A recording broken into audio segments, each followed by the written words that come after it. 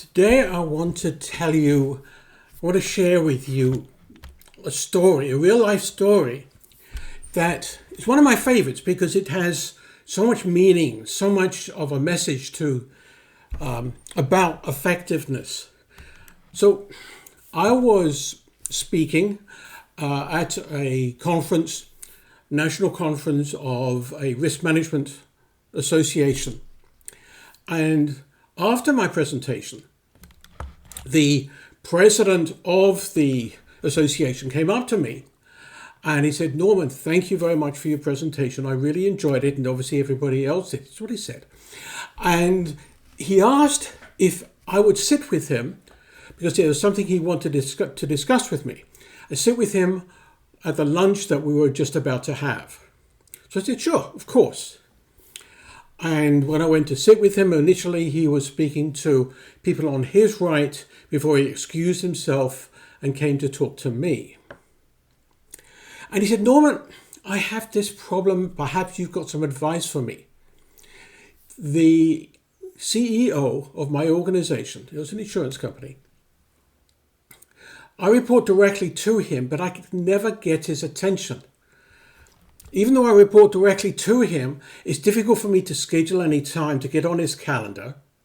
And then when I do get on his calendar, I will give him my report, which is not very long. It's only about 10 or 20 pages. And he would just push it to the side and just look at me and ask me what I wanted to talk about. So I would start explaining the interesting and insightful statistical variations and trends, and he would start looking out the window.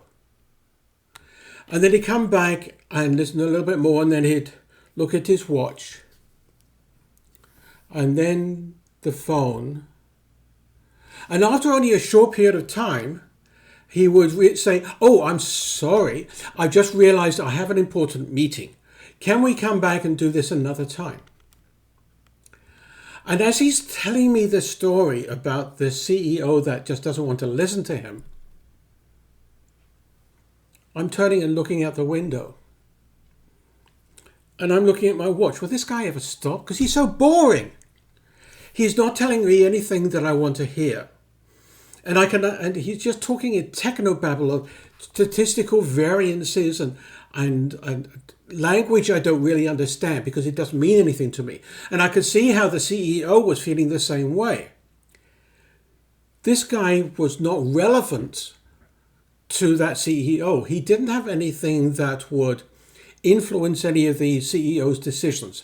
He was not telling the CEO how he needed to change his strategies or tactics. He was not talking in the language that the CEO thought in, communicated in, or really wanted to understand. He was talking in his own language and not relating to how the CEO was managing the business and the challenges in facing the business. We need to understand what it is that our stakeholders need to hear from us.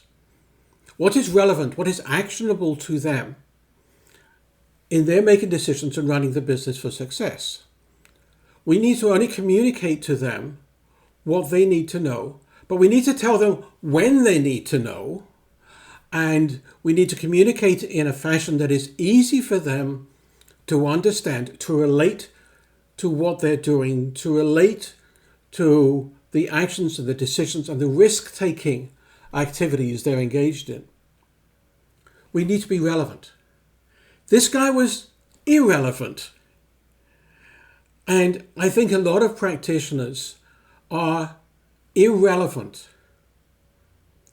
There's this wonderful 1970s commercial by this financial services organization, E.F. Hutton.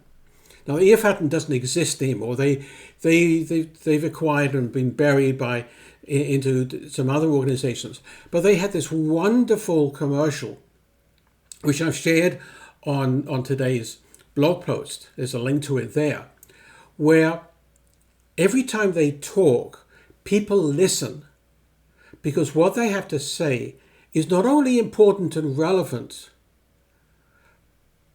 but it's easily understood and easily applied to what you're doing. And the same thing should be with a practitioner. So that when we communicate, we are only communicating information that is valuable, necessary, actionable, and relevant to our stakeholders running of the business. Tell them what they need to know. Don't tell them what they don't need to know. Don't waste their time, as I say in my blog post. And this executive the CEO saw that the chief risk officer was essentially just wasting his time sitting there. And he had other things, better things to do, better times, better meetings to attend, better reports which are relevant to him to read. So we need to be relevant.